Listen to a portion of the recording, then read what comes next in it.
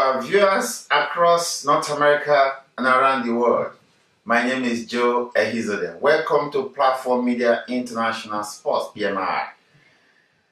Today, we're going to serve you our usual sports menu. And we're going to take you shortly across the globe, giving you bit-by-bit highlights. First of all, let us talk about the Super Eagles of Nigeria. Last week, we reported the crisis in the camp. Shortly after, Super Eagles went and defeated the indomitable Lions of Cameroon. That they have not defeated in a very long time by 3-0. And some people are saying maybe this is a fluke, or some people argue that this is a sign of good things to come under Coach Sunday Oliseh. We will be talking about that shortly with my very good friend OP when he comes into the studio. But let me remind you that rather than FIFA President Sepp Blatter to go down, it is the UEFA counterpart Michel Platini that is feeling the heat. Reports reaching us says that most of the FA chairmen across Europe are going out of the camp of Michel Platini, and rather they are lining behind Sudan, Jordan's Ibn Hussein.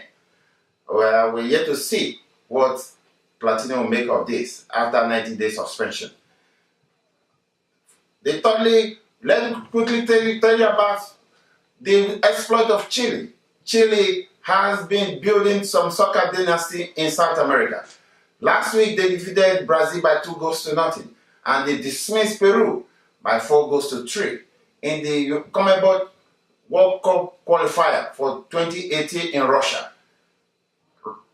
Chile has suddenly become a soccer dynasty in South America.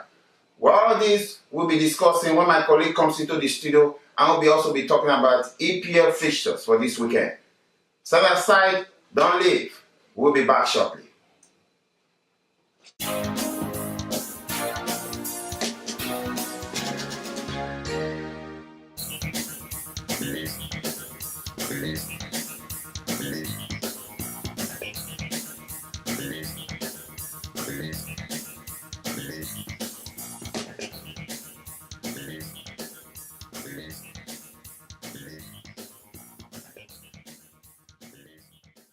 I'm back. I have in the studio with me a former goalkeeper in Nigeria, OP. OP, how are you doing? Welcome to the studio. Yes, I'm laughing because some of my fans have been complaining that you are an anti-Arsenal.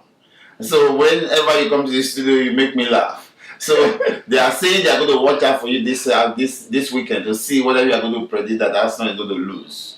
So be careful today. But anyway, you are right to save your mind.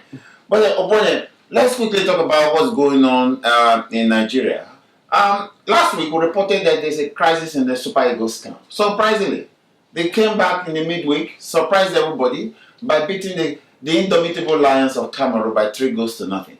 And I thought that this is a surprise because for a long time I can't remember when Nigeria beat Cameroon whether in friendlies or championship. But Oliseh did that. Some people are saying it's a fluke. Maybe Cameroon didn't prepare well, or that this is a sign. Some people argue that this is a sign of good things to come under Oliseh. What's your take on that, Obi? Thank you for having me. You see, when Oliseh does well, it's a fluke. If he draws or he loses a game, it's not ready. Leave the guy alone. But Obi, he must not dispense with the fact that it's the criticism or the vetting of Oliseh that will make him stand up, or that will make him a better coach. So let us not dispense with the people who are criticizing him. These criticisms are constructive. What do you think? I'm not discussing with anybody that is criticizing. You can criticize anybody you want to criticize. You can criticize anybody you want to criticize. But what I'm trying to say is, people were saying last time when he said Yama cannot say anything that he was too harsh, he was too this, he was too that. No, Oliseh is the coach. He's going to do his way. So just let the guy do his job. It doesn't matter how he wins. It doesn't matter, because at the end of the day, all Nigeria knows is victory. You succeed, they'll remember you. If you don't, sorry, even at the expense of kicking his star players away. What do you mean star player? Who's star player? Vincent Denayer is one. No, I don't find him as star player, but Vincent Denayer decides to say, I am retired from international football. Okay, okay. My argument is what do you have to say about this defeat of Indomitable Lions of Cameroon? Is it design? Is this a success in construction or what? You can call it anything you want to call it, but as far as I'm concerned, Nigeria was a better team on the day. Okay. They showed up, they appeared, I saw the goals. The first one was a cross, I think the corner, they headed in. The second one was like a counter attack from the right side. On the right side player dribbled in, shot to his left, and caught the goalkeeper on the near post. Okay. The second one was from the left side. So this victory as a former player is a moral booster. Yeah, it's a moral booster. So we expect that more things are going to come, more better things. Yeah, more things are going to come. At least it's going to calm the situation down a little bit in camp. So I think it's a good thing. It's a good thing. But one thing I've observed is still I think still holding on to some of the most of the players that Keshi abroad. Okay, please. Oh, I'm a journalist, my friend. Let's say that because no, I understand you're a journalist, but there's something people are saying that I don't like, and I think it's starting to piss me off. Okay. When you say Keshi player, who is Keshi player? When Keshi went there, those players were there. Okay. Victor Yaman was there. Most of these players were there. But again, as a reporter, I'm still trying to be the devil's advocate sometimes. When I bring arguments like this, it's just for you to counter. But again, you can't dispense with the fact that most of those players there are players that they said Keshi was trying to sell. So they are still in his team. So is he selling this for Keshi or something? But actually, Keshi doesn't have a team. Right? He just signed a contract. He was just on contract there. It was his team. Coaches come and go. Okay. And the team or the club that will remain. So I don't think when people say it's Keshi players, it's not fair to listen. Now, if Olise succeeds, all people are going to say is Keshi's team. No, we'll be careful to give him the praise. Yes. On behalf of PMI, if he wins. I'm not talking of you, I'm talking of PMI, but if he succeeds, then you say it's Keshi players. But let's not remember that most of these players were there when Keshi came in. Okay. Okay. Now let's go to FIFA politics. Last week we predicted that before we come on board this week that maybe Sepp Blatter would have been gone. But the old man is still there. Yeah, which shows that the man has 9 lives. Because I told you that was a wishful thinking. Oh, they can't move him. I can't say they can't move him. Yeah.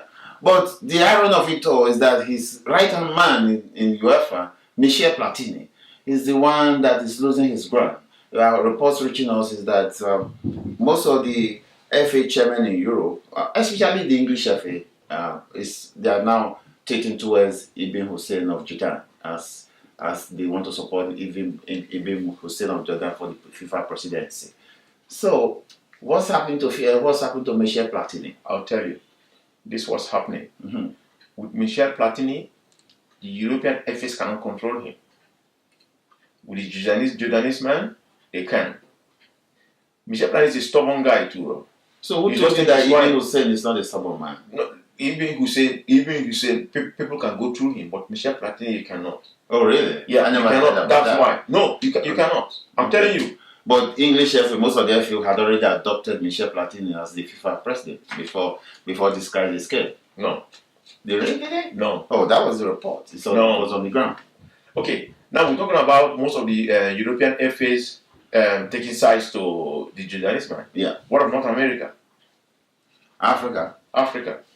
Well, Africa have not taken a stand. Issa Hayatou, whatever Issa Hayatou says, all of the African nations will keep behind him. So we don't know the body politics of Issa Hayatou. But even Issa Hayatou is saying he overstayed there too, just like Sepp Blatter, right? Let's not go there because FIFA or CAF or wherever is the politics they play there is like politics of stay and die there. Okay. So anyway, things are changing. We hope that fresh blood should be brought into FIFA. I agree. Why not our own Segun Odegbami? Perhaps he can come. He come in and rule FIFA. Who says he cannot? Yeah, he can come in and rule FIFA, but we want to see him do something on an international level that he's known before he goes there. If you say Segun Odegbami, who knows Segun Odegbami? Okay, that's the problem. But again, the stories in Nigeria everywhere, Segun or Oji Kalu, they are contesting. But we in North America have not heard of them that they are contesting, right? The person that surprisingly is the FA chairman of Liberia. Ability, what is his name? Ability is the one that is all over the place. Yeah, It's because contesting. this is your ability. These people have made name. People heard them internationally. You cannot sit in your bedroom and I say, cannot "Oh, remember because Ability playing international football. he doesn't have to play international football Or international politics. But we have he doesn't have to play football. But what is it if he's been in the international scene, he's been in football management, people know about him. What I'm saying, it makes it easier. I'm not saying Sheikh Odugame cannot be FIFA president, but what I'm saying, it makes it easier if you are out there and people know at least a little bit about you. Okay, so let's go to South America. Chile seems to be building a dynasty in South America. They won the South American, whatever their version of the Nations Cup in last summer. And all the opponents that are in front of them for the World Cup qualifier for 2018 in Russia, they have been dismissed. Mighty Brazil was trashed 2-0. And they went to Peru during the midweek, trashed Peru 4-3. So, is Peru, and from your estimation, becoming the soccer powerhouse in South America? Chile. Chile. I don't know why you people are that surprised that Chile is doing good. We watch Chile at the World Cup. We watch them at the Copa America. But they didn't do well in the World Cup, though. No, they did well in the World Cup. We watch them in Copa America. Why people talking like as if Chile is nothing? Chile, no. Chile have good players. But if you watch the Chile team play, they don't depend on anybody. Arturo Vidal plays for Chile. Sanchez plays for Chile. Vargas plays for Chile. Barcelona plays for Chile. They have good players. Chile doesn't depend on anybody. They play as a team. They go there, they play, and they fight. OP, what we're saying, we're not saying they don't have stars, but again, the surprising thing is that they have a team. That's what I'm saying. They have a team. They have a team. They don't depend on anybody. They have good players, but they don't say, "Oh, if Sanchez doesn't play, we cannot win." And these players, they play for each other. Okay, that's the most important thing. All right. Okay, well, people are already keeping video. The Premiership is resuming this weekend. Let's run down that through, and perhaps you are going to make your predictions again that tend to worry some of our viewers. One, Tottenham is hosting Liverpool. Jurgen Klopp is having his first baptism of fire in London. So, what do you have to say? Because there's a lot of views, a lot of stories, a lot of press hype around this Jurgen Klopp man. Is he a miracle man? We cannot say he's a miracle man, but now he has a job at his hands. So he has to go and do that job. At the end of today, we might know whether we're not going to judge him at the end of the day. We're not going to judge him by a game. Okay, what if he goes there and beats Tottenham 5-0? You're going to say, "Oh, he's the Messiah"? No. Okay, we'll tarry a while. So, what's your prediction? I think that game, a draw will be good for that game. Is that trying to be careful, not to annoy people? No, to me, it's not about annoying people, but it's just looking at the teams, how they play. Okay. Man City is at home to Bournemouth. Man City without David Silva and the indomitable Aguero. Let's give it to Man City. Man City.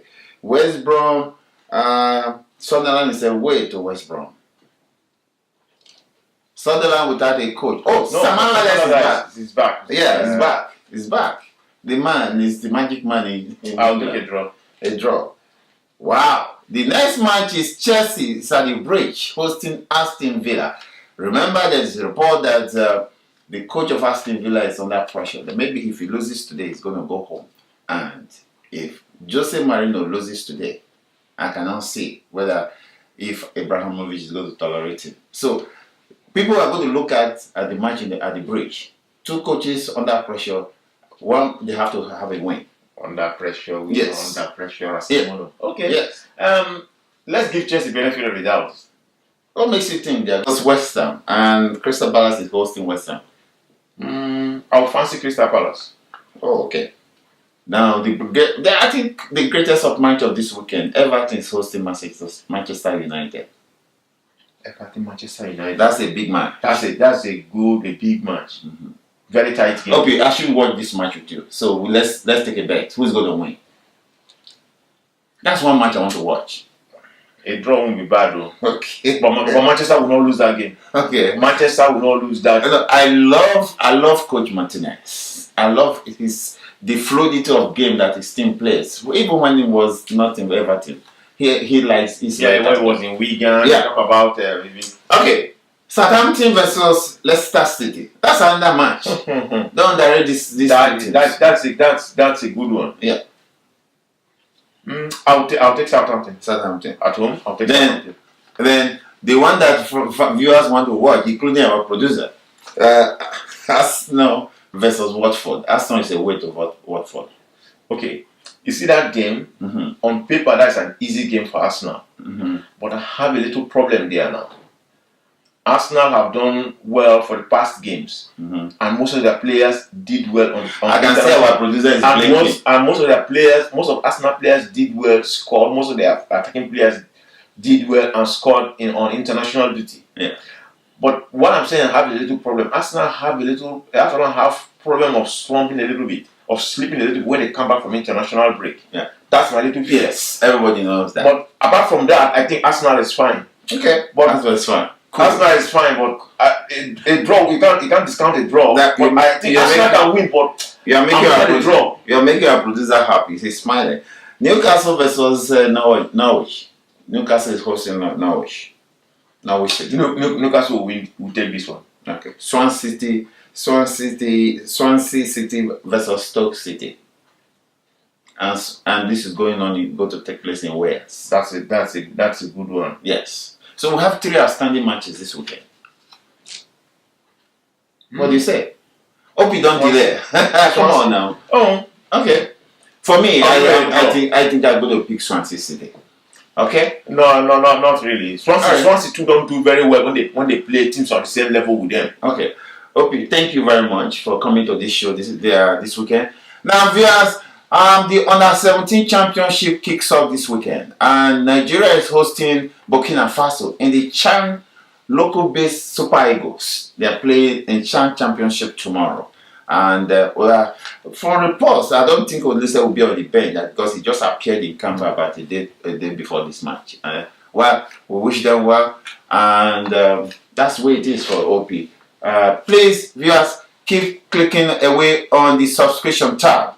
We would like you to do that. Go to our channel, click on the subscription tab. It goes a long way for us. And that's it about for now. For all of you watching out there, have a nice weekend. I will see you next week. Bye for now.